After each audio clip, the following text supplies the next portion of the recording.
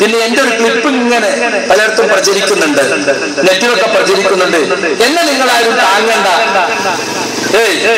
എന്നെ ന്യായീകരിച്ച് ബുദ്ധിമുട്ടണ്ട, അത് അയാൾ അഭിപ്രായമാണെന്ന് പറഞ്ഞേക്ക്.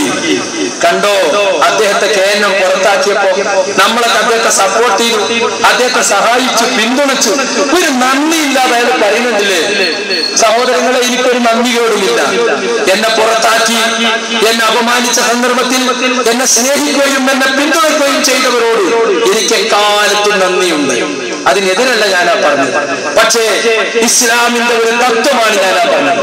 മുജാഹിദുകൾ പണ്ടേ പറയുന്ന തത്വം, നിങ്ങൾ എന്നെ തഖ്ലീദ് ചെയ്യണ്ട, ഒരാളെയും നിങ്ങൾ തഖ്ലീദ് ചെയ്യണ്ട. ഞാൻ പറഞ്ഞ വാക്ക്, അതിന്റെ തെളിവ് സഹിതം നിങ്ങൾക്ക് മനസ്സിലായിട്ടില്ലേ, നിങ്ങൾ എന്നെ ന്യായീകരിക്കണ്ട. അത് അയാൾ അഭിപ്രായമാണ് വിട്ടേക്ക്.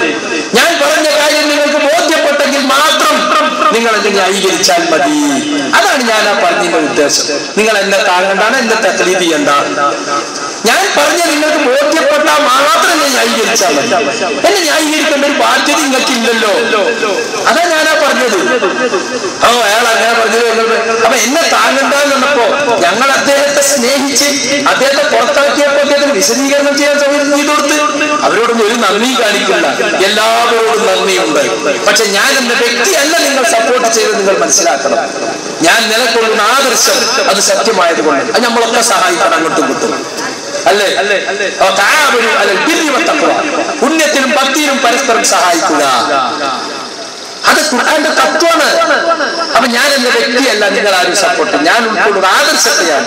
ആ ആദർശം നിങ്ങൾക്ക് ബോധ്യമായി, അത് ശരിയാണെന്ന് തോന്നി, നിങ്ങൾ അതിനെ പ്രൊട്ടക്ട് ചെയ്യാൻ വേണ്ടി സംസാരിച്ചു. ആള് നോക്കാതെ തെളിവ് നോക്കി നമ്മൾ സ്വീകരിച്ചു.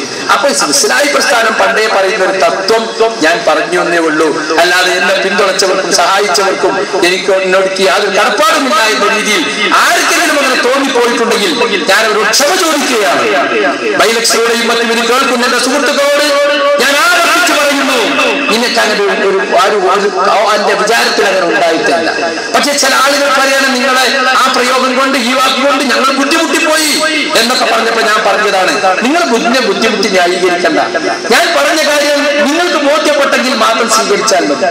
കാരണം ഇപ്പൊ ഇവിടുത്തെ ആളുകൾക്ക് ബോധ്യപ്പെടുന്ന ഇവിടെ പറഞ്ഞ, പക്ഷെ ലോകം മുഴുവൻ കേസറ്റായി എത്തുകയാണ്. ഈ പറഞ്ഞ പശ്ചാത്തല സാഹചര്യം പോലെ മനസ്സിലുണ്ടാവില്ല. അങ്ങനെ നോക്കി നമുക്ക് പ്രസംഗിക്കാൻ പറ്റൂല. അപ്പൊ ഞാൻ പറഞ്ഞത് ബോധ്യപ്പെട്ടാൽ മാത്രം നിങ്ങൾ ന്യായീകരിച്ചാൽ മതി. എന്നെ നിങ്ങൾ തഖ്ലീദ് ചെയ്യേണ്ടതില്ല, എന്നെ എന്നല്ല ആരെയും തഖ്ലീദ് ചെയ്യരുതെന്ന സലഫി പ്രസ്ഥാനത്തിന്റെ ഒരു അടിസ്ഥാന തത്വം ഞാൻ പറഞ്ഞു വന്നേ ഉള്ളൂ.